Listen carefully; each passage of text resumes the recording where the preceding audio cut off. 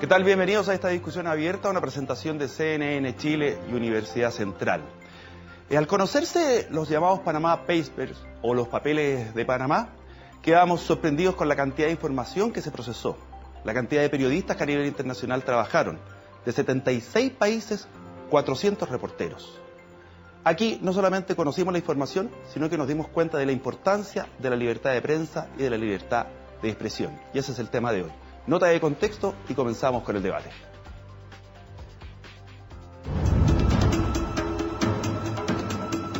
La quietud de la tarde del domingo pasado se vio remecida por una noticia que muy pocos dimensionaron en su real importancia.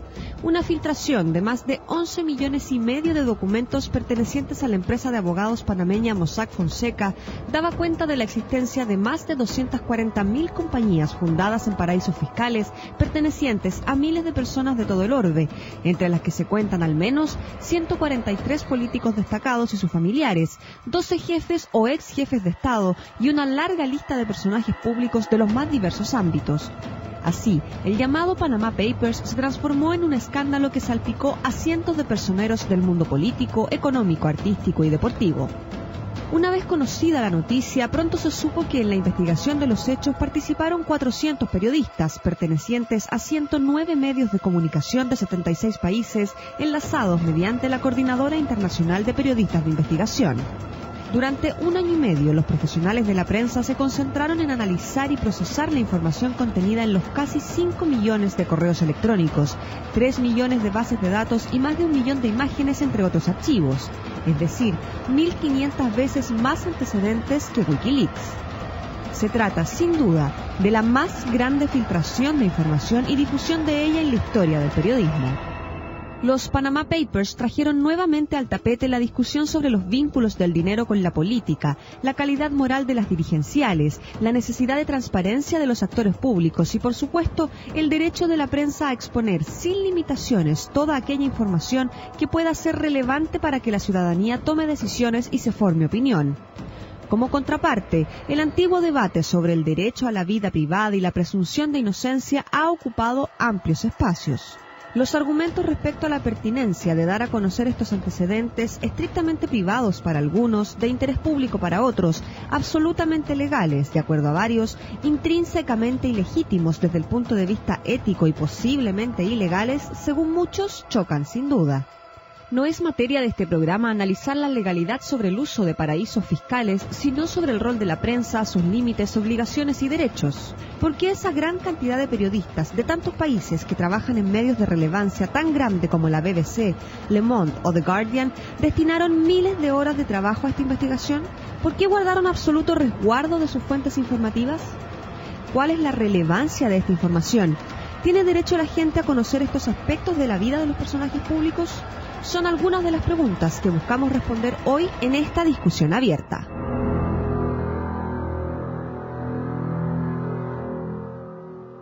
Saludamos de inmediato a nuestro panel, doña Juanita Rojas, decana de la Facultad de Comunicaciones de la Universidad Central. Bienvenida, periodista, ¿se entiende? Muchas gracias. Por allá, vamos con la otra dama, Javiera Olivares, presidenta del Colegio de Periodistas de Chile. ¿Cómo estamos, Javiera? Bienvenida. Muy bien, gracias. Saludamos al senador Alberto Espina. ¿Cómo está, senador? Hola, Pablo, ¿cómo estás? Bienvenido. Y por allá Pablo Collada, director ejecutivo de la Fundación Ciudadano Inteligente. Correcto, muchas gracias. ¿La prensa tiene algún tipo de límite para informar? ¿Dónde limita el derecho a la información y la libertad de prensa? Lo pregunto para saber cada una de las posiciones.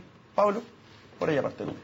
Yo creo que no puede tener límites. Justamente estamos entre una situación en la que cada vez es más importante el impulso de esta transparencia y de esta transparencia que nos permite conocer a profundidad los elementos del interés público, ¿no? Se comentó en la nota inicial y creo que es una serie de anotaciones, argumentos y debates que son interesantes entre la privacidad, la publicidad, pero yo creo que en el ámbito del interés público la prensa tiene que tener esa libertad para actuar, para interactuar y para proponer debates que son abiertos a la ciudadanía.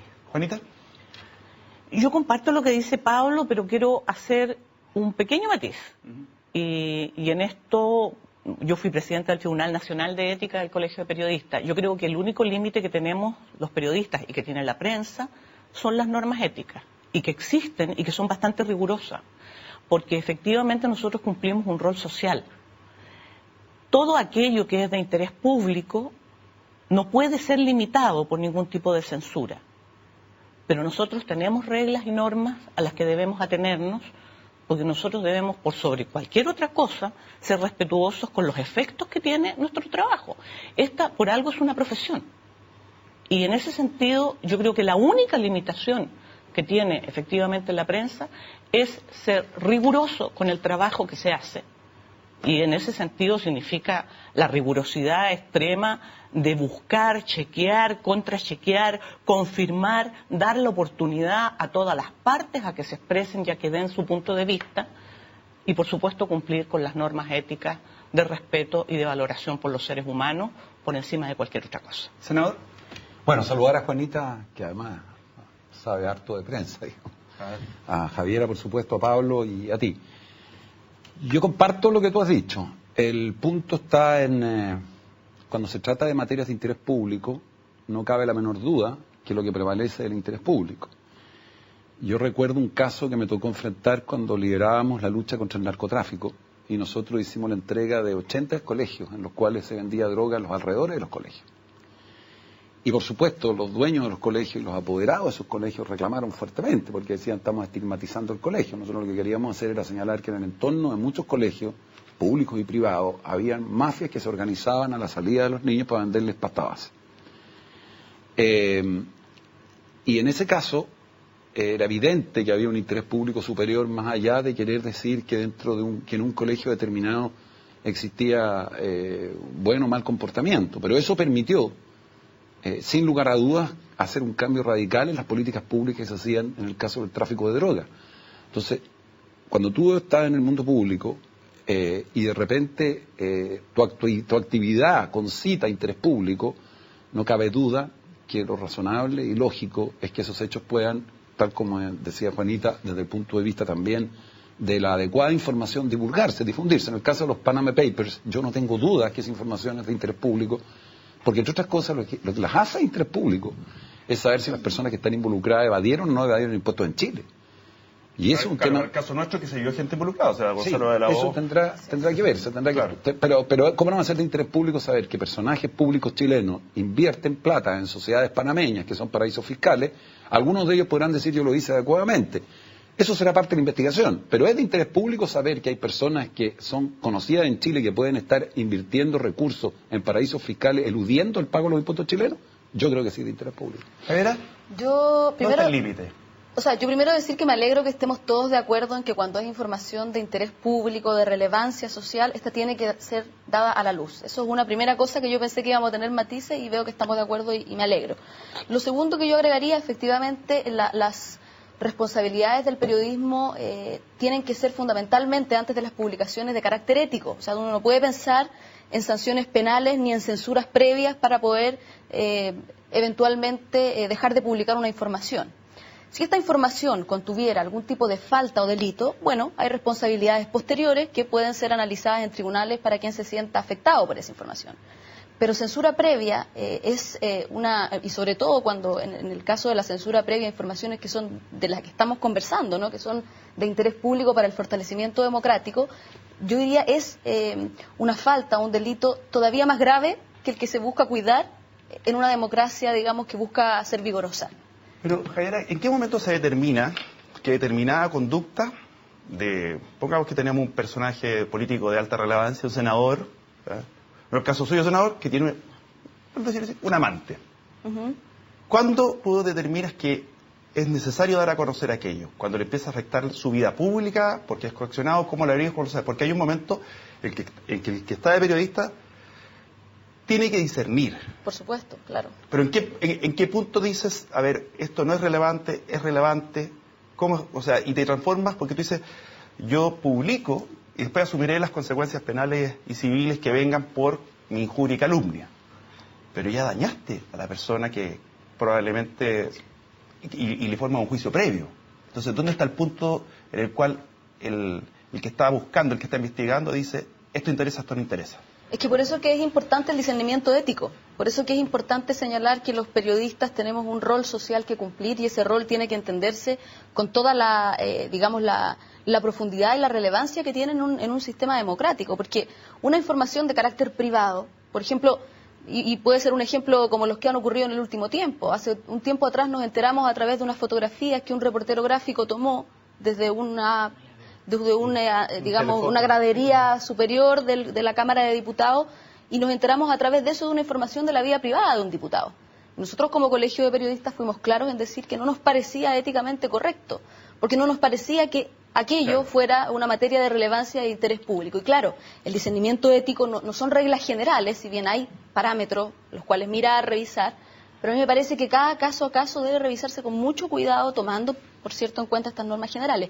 Pero eso no significa que aquellas materias que sí son de interés público, por ejemplo, que no tienen que ver con la vida privada, sino tienen que ver con la evasión de impuestos, con el cohecho, con los tráficos de influencia, eso la ciudadanía merece conocerlo. Y hoy día más que nunca, en nuestro país, una ciudadanía que es más exigente, que se ha enterado a través del rol que ha cumplido la prensa, por ejemplo, cómo un exministro, un ex senador, se comunicaba virtualmente con el gerente general de una empresa como SQM. Eso lo conocimos a través de la prensa.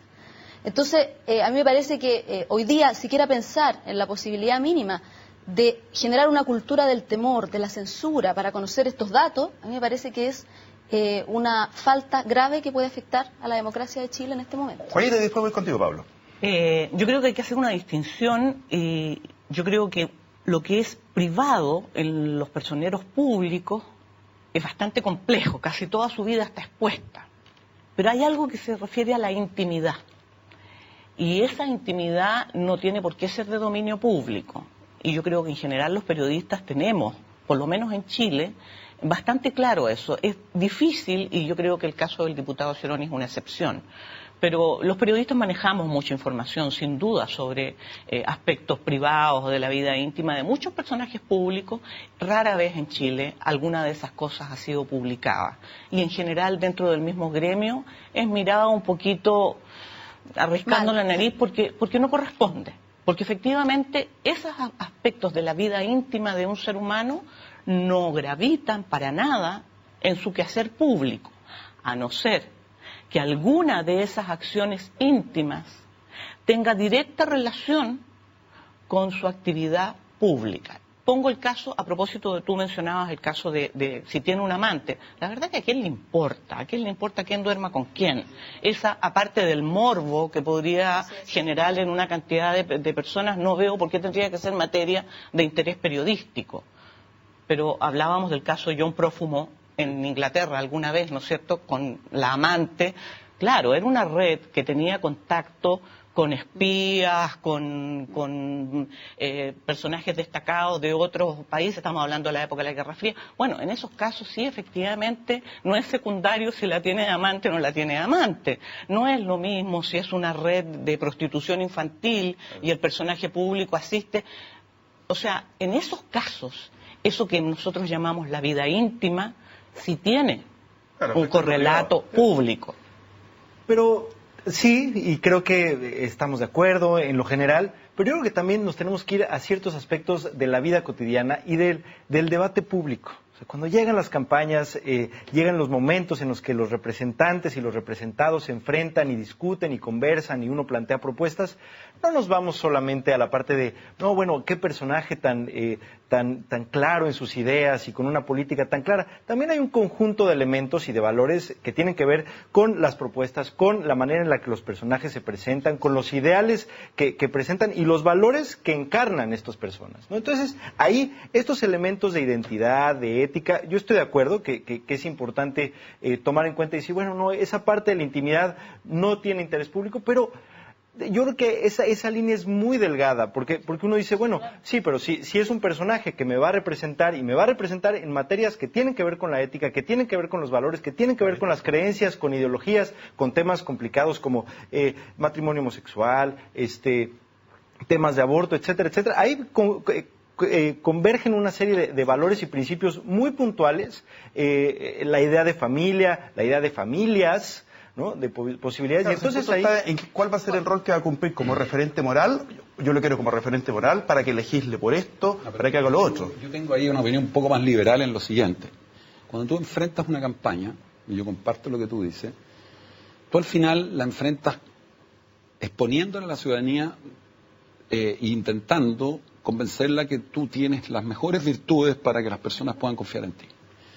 Si tú haces una campaña con tu señora y con tus hijos y vas recorriendo el país y subes a los escenarios, te ven junto en la familia cocinando, haciendo deporte o jugando con los niños, y por lo tanto tú representaste para tus electores una serie de valores por los cuales votaron, y resulta que al mes te encuentran a ti en un motel con un amante. Es evidentemente de interés público, porque lo que hay ahí es una transgresión lógica de un valor que tú entregaste a la ciudadanía y que finalmente defraudaste. Te pongo el ejemplo, por ejemplo, del aborto. Un gran defensor, un gran contrario al aborto. Y resulta que se descubre que él después, en su caso personal, había participado en un aborto que se le había hecho a una amante o X, cualquier persona. Entonces, cuando tú tienes una contradicción, yo todo esto lo aprendí porque fui presidente de la Comisión de Constitución cuando se discutió un cambio que se iba a hacer en la ley de libertad de opinión y de información. Y una de las cosas que a mí nos tocó a nosotros estudiar bien a fondo era exactamente ese límite. Y yo creo que cuando cuando eres un personaje público estás mucho más expuesto. Claro, y eso es una cuestión bien central, porque de repente los personajes públicos, si yo mañana me paso una luz roja y soy senador, y se pasa la luz roja una persona X, eso probablemente no sea noticia, salvo que produzca un accidente. Pero yo me paso una luz roja, ¿verdad? O el exceso de velocidad. Entonces, cuando un exceso de velocidad, entonces es evidente que, como se supone que yo soy representante de la ciudadanía y debería ser quien compre las leyes que nosotros mismos dictamos, entonces es evidente que eso se transforma en un tema de interés público. Y en Chile en eso todavía es muy recatado. O sea, nosotros las personas que están en el servicio público tienen ciertas limitaciones. En Estados Unidos, ¿cuántos personajes políticos, artistas han caído precisamente por tener relaciones y que por no detalles de esas corresponden características? Déjenme un segundito que tengo que ir a la pausa y les dejo la pregunta arriba de la mesa. ¿En Chile existe libertad de expresión? ¿En Chile existe libertad de prensa? Que no es lo mismo. Y libertad de información. Existe. Pausa y ya estamos de vuelta.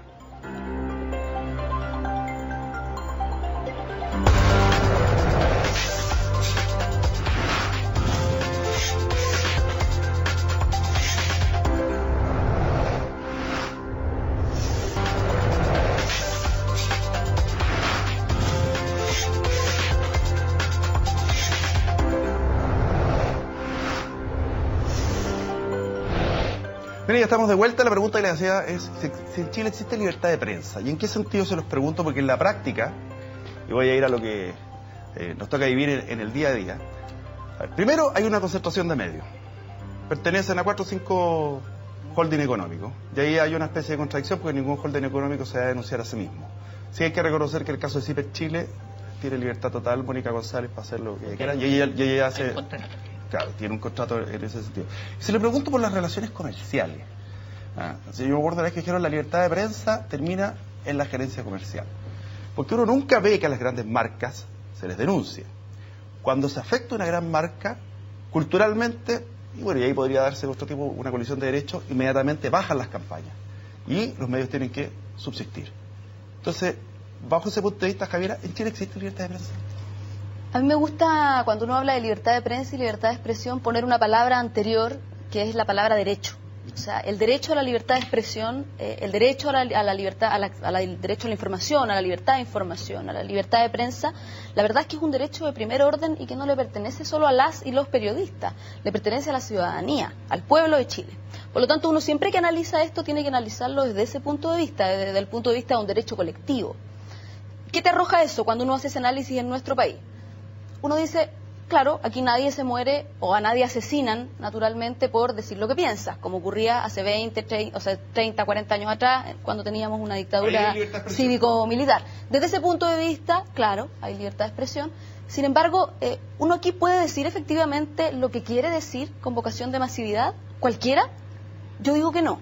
Y entonces yo digo que el derecho a la libertad de expresión no está garantizado para el pueblo de Chile. Porque como tú bien señalabas, el nivel de concentración de la propiedad de los medios, lo que ha hecho desde la dictadura hasta ahora, o sea, antes de la dictadura, durante la dictadura, en la postdictadura, en los primeros tiempos de la transición pactada, la verdad es que había más diversidad de lo que tenemos hoy. Entonces, en vez de avanzar en más pluralismo, en más posibilidades de que voces de distintos sectores de la sociedad puedan ser visibles, puedan ser oídas, puedan tener espacios, plataformas en los medios, hemos avanzado en justo lo contrario, en concentración, en disminución de posibilidades reales de que la gente se exprese a través de los medios de comunicación y por ende que no sienta garantizado su derecho. Y pongo un ejemplo, para no extenderme. Cuando los estudiantes movilizados el año 2011 marchaban cientos de miles por las calles, la prensa, los medios de comunicación se resistieron a dar cuenta de esa noticia. No fue portada inmediatamente, no fue parte de los noticieros centrales inmediatamente, y que cuando comenzó a hacerlo, el propio canal público tenía cada vez que informaba respecto de esta materia la imagen de un encapuchado. Hablábamos recién de la ética periodística. Una de las cosas básicas de la ética periodística es no entregar información confusa. O sea, tú dices una cosa, pero muestras una imagen que indica justamente lo contrario. Bueno, eso, junto con algunos abogados expertos en materia de libertad de expresión, el Colegio de Periodistas presentó un requerimiento al Consejo Nacional de Televisión justamente para que hubiese una sanción de aquello. No hubo sanción.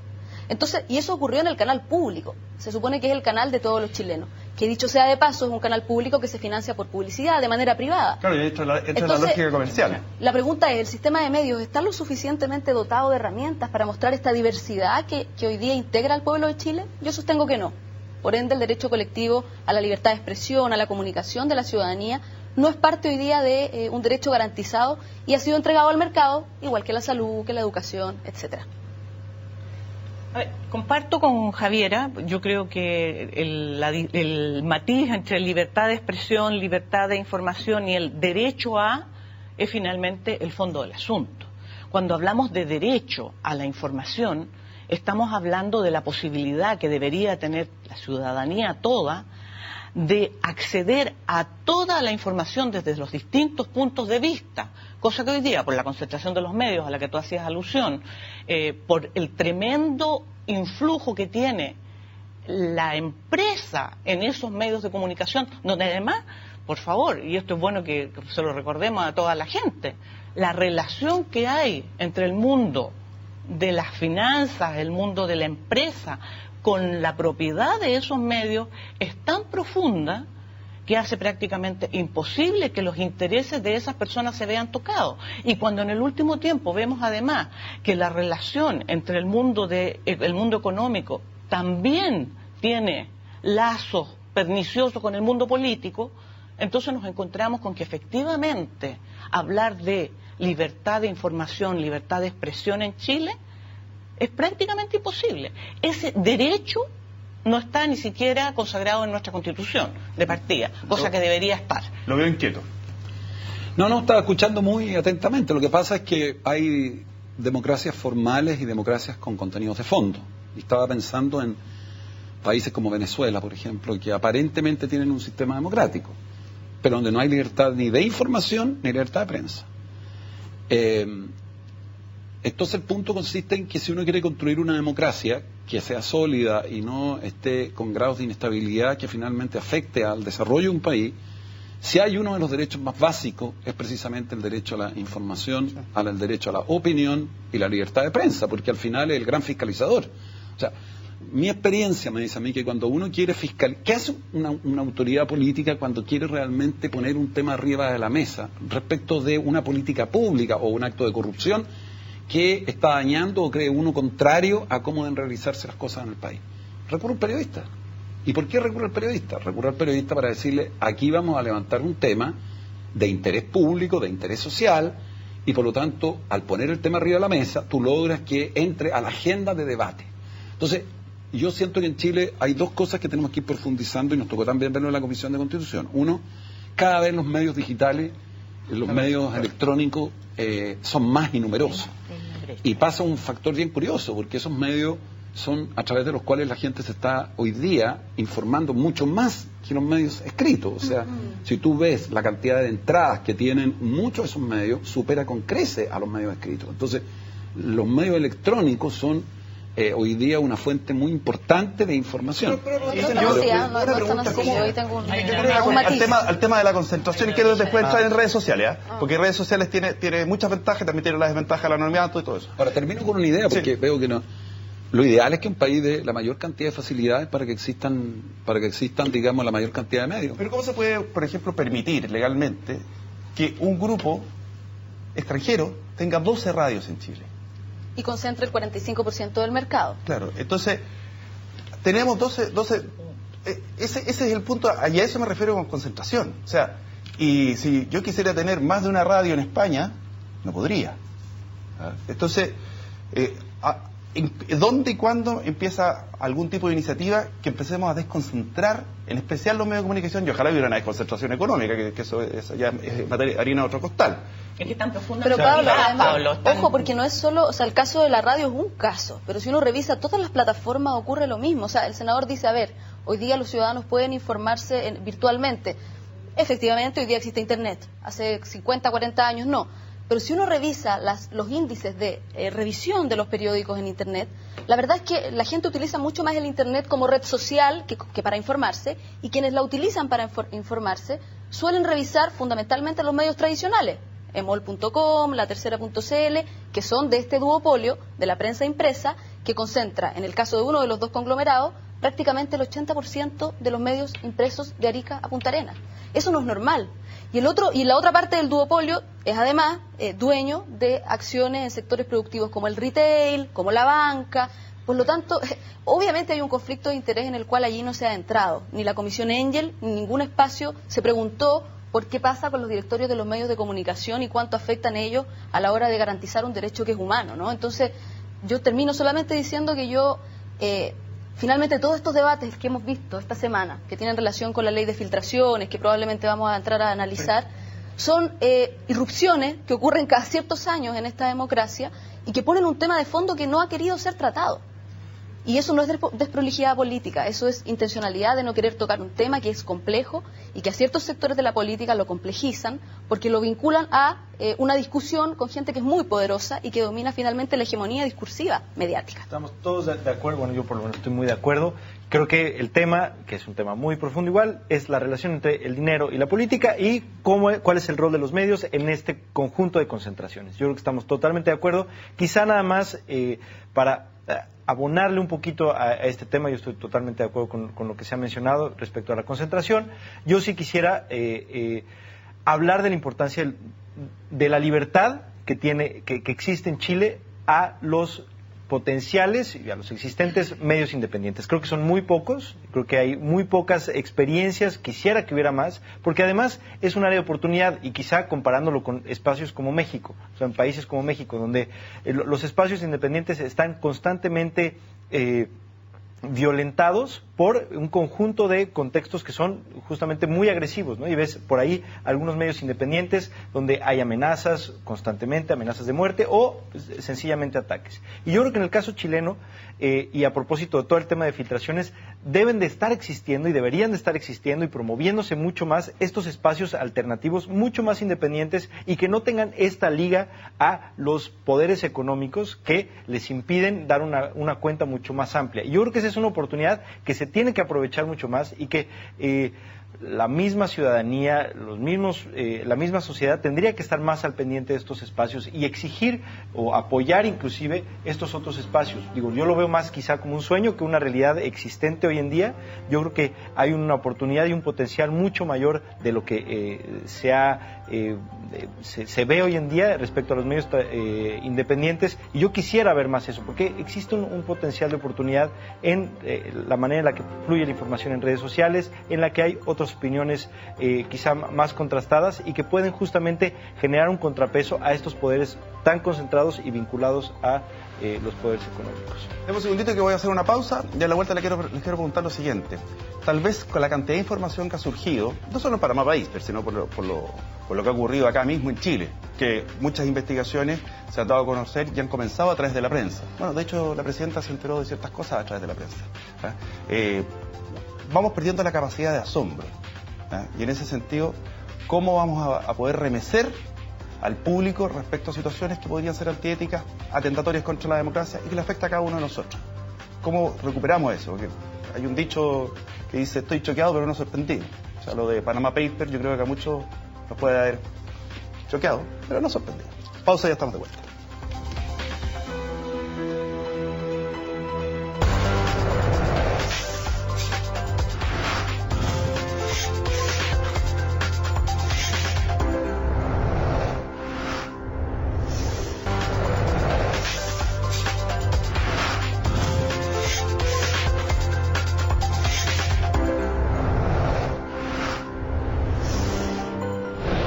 Bueno, porque aquí sí tenemos libertad de expresión. Fuimos a preguntarle a la gente en la calle si consideraba que en Chile había libertad de prensa. Veamos qué nos contestó. Hace muchos años que no hay libertad de medios en Chile. Y hay libertad de expresión acá en este país, pero que los medios acomodan las noticias de acuerdo a quiénes son los que están liderando, digamos, el tema.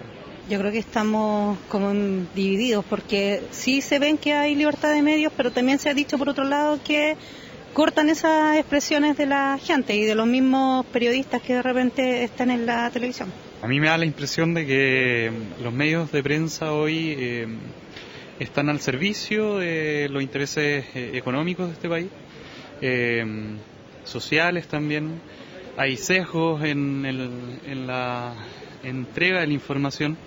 No todos los medios son controlados, pero sí creo que hay influencia y manejan muestran lo que quieren que el pueblo vea, ¿no? Los medios no informan la realidad del país. Hay muchos problemas en las regiones, en los diferentes sectores de nuestra ciudadanía que no son informados a través de los medios de comunicación. Los medios informan los intereses de los grandes empresarios o nos muestran una realidad que no es. Creo que no hay libertad de medios. Muy difícil. No, yo creo que aquí en el país hay libertad de prensa. Sí, quieren implementar algunas leyes nuevas, pero yo creo que no se la van a poder contra la prensa porque hay mayoría en eso.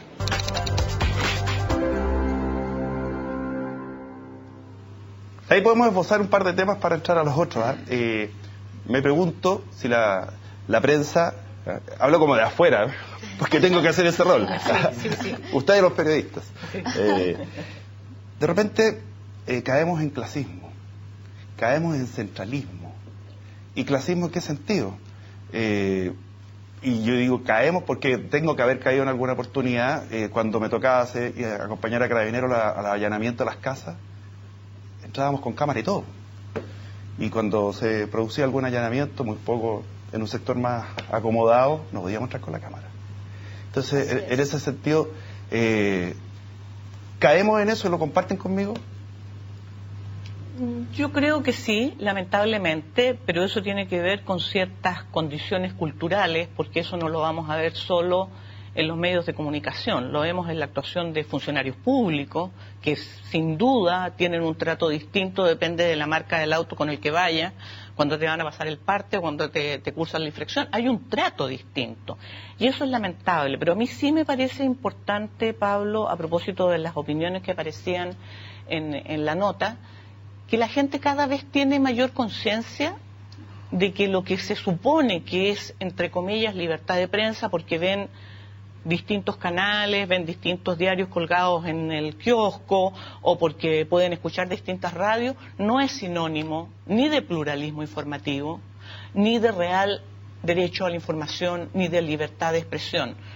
Porque efectivamente la mayor parte de esa gente a la que entrevistaron no tiene la facilidad de dar a conocer ni su opinión, ni su problema, ni de cuestionar, porque no tiene acceso a un medio de comunicación donde efectivamente su voz sea escuchada. Ese es un privilegio de unos pocos.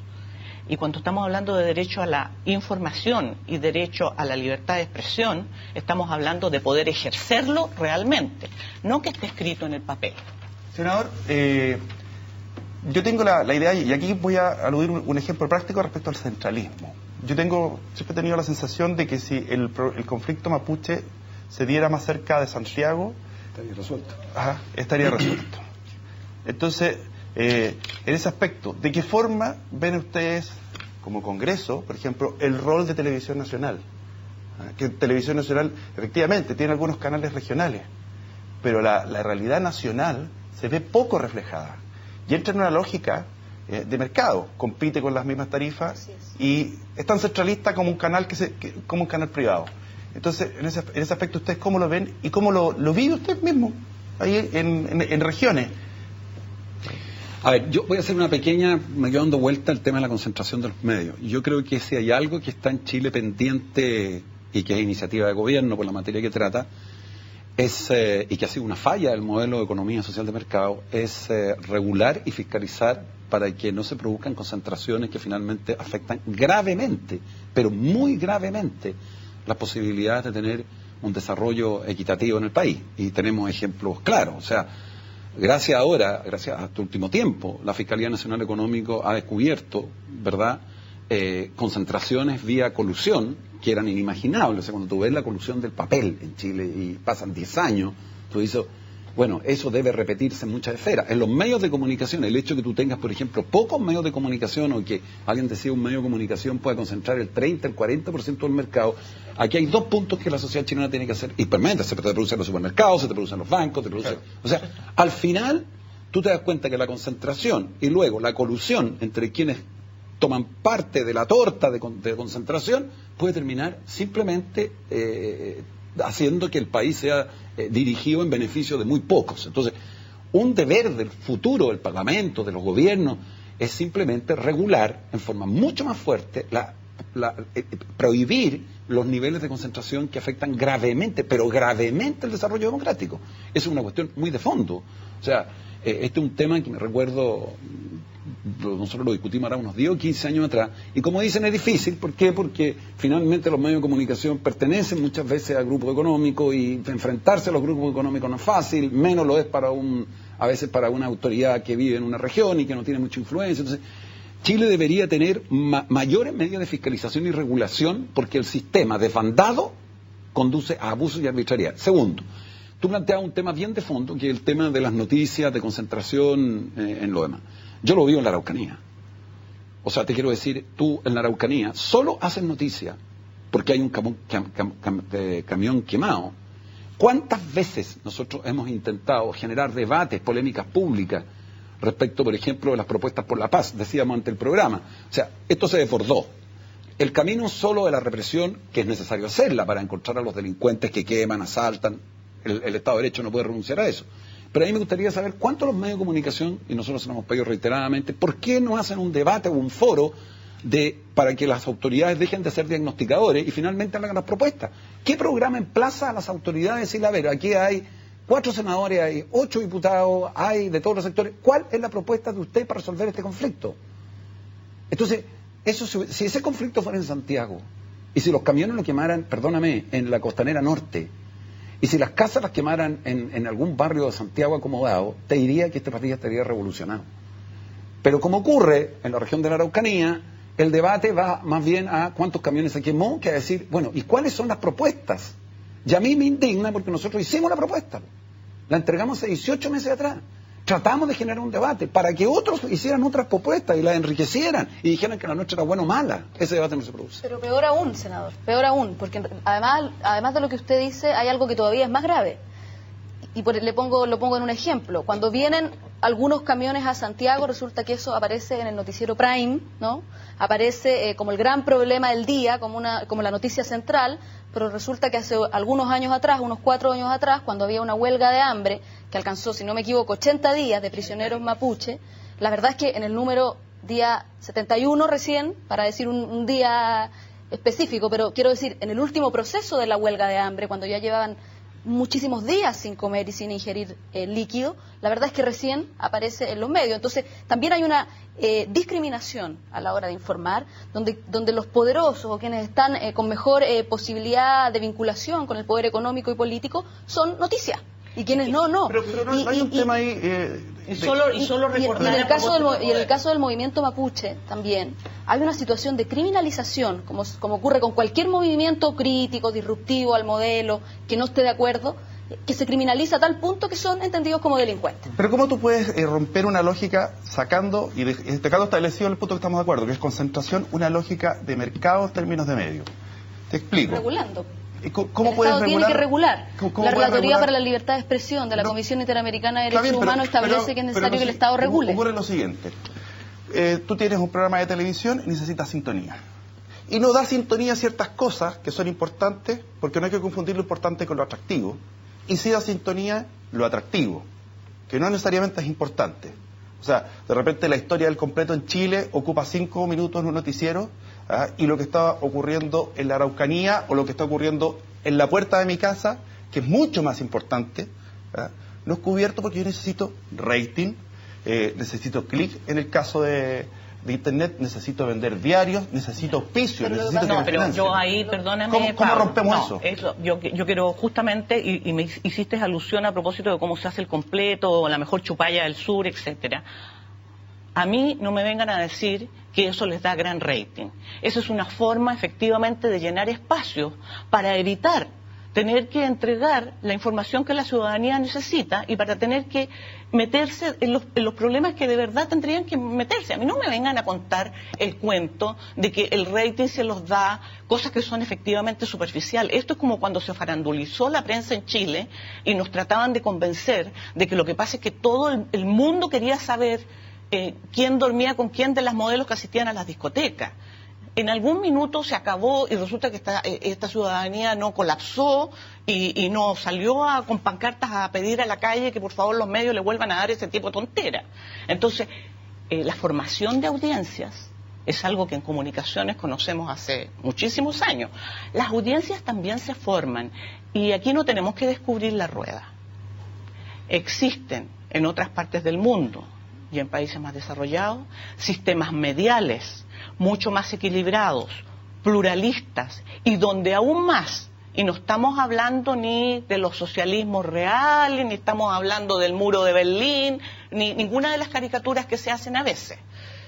Estamos hablando de que el Estado se hace cargo de que a nivel de regiones, a nivel de ciertos sectores que están más aislados, se financien medios de comunicación que den a conocer efectivamente eso que el mercado no va a financiar jamás. Mira, quedo en deuda contigo. Sí. La pausa y vuelvo contigo porque sé que te estoy coartando tu libertad de expresión. Pausa, ya volvemos.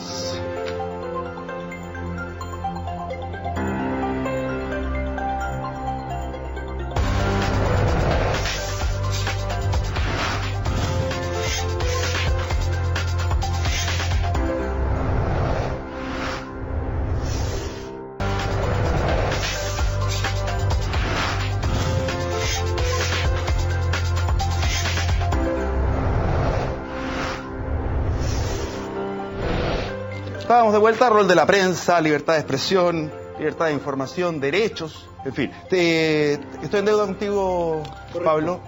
Yo nada más quisiera apuntar una vez más, yo creo que estamos de acuerdo, hay muchos temas pendientes respecto al tema de la regulación. Yo quisiera abordar otros espacios también donde cada vez es más importante. Yo les preguntaría, ¿cuál fue la última vez que vieron en una nota referencias a redes sociales, a medios digitales alternativos y que de pronto se han convertido en nota? Y yo quisiera abordar también ese punto, porque es un punto en el que tiene que ver con el flujo de información, en la democratización mediática en ciertos niveles y que vale la pena no dejarlo de lado. Yo sé que hay una discusión sobre la brecha, pero pensemos en el futuro. O sea, no va a haber más brecha que hoy.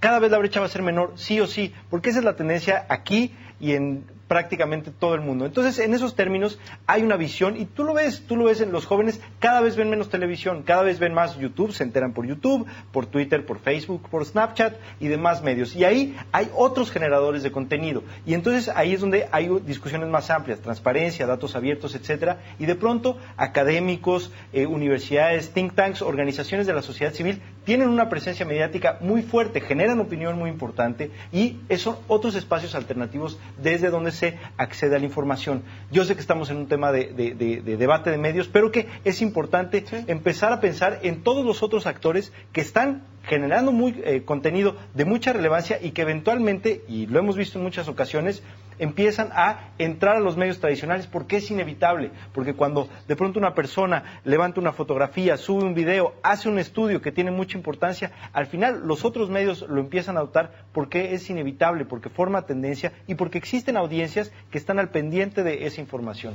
Yo creo que eso tiene que ver con la manera en la que pensamos la democratización de los medios y la democratización de los mecanismos en los que la sociedad se entera, lo que la sociedad discute y lo que la sociedad intercambia. Son cosas distintas, dice tu Juanita. Creo que son parte de un mismo fenómeno, pero yo quisiera situar cada cosa en su espacio. Yo creo que efectivamente las redes sociales ampliaron el espacio público del debate. Y me parece que la democratización se ve favorecida cuando nosotros tenemos este espacio público, la vieja plaza pública, se amplía y son muchos más los que pueden entrar a compartir opiniones y a debatir los temas que son de interés común. Lo que pasa es que la prensa, la información y el rol de los medios no puede verse confundido con las redes, donde muchas veces no hay responsabilidad para emitir ni juicios ni información. Nadie se hace responsable. Pero ahí no hay ojos ciegos a esta no hay, discusión. por eso digo, no hay un filtro. ¿Qué es lo que yo comparto con Pablo?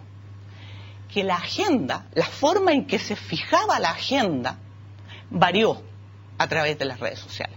Porque por más que los medios tradicionales traten de hacer abstracción de aquello que está circulando en la red social, se ven obligados a modificar su agenda y a enviar al profesional a investigar y a buscar información que efectivamente cumpla con la rigurosidad que requiere de aquello que está circulando en las redes.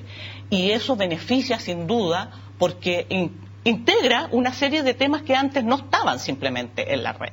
Es la primera vez que, por ejemplo, incluso como medio tradicional o sea, en que tú tienes un feedback directo que no sea la famosa carta.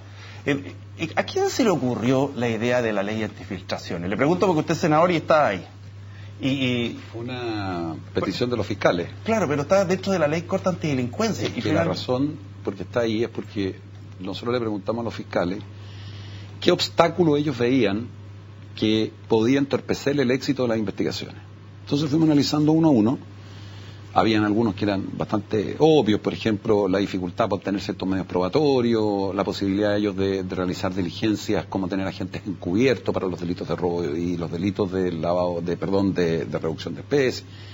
Y de repente los fiscales sostienen que la entrega pública de determinada información les podía perturbar gravemente a ellos el éxito de las investigaciones y de las pruebas.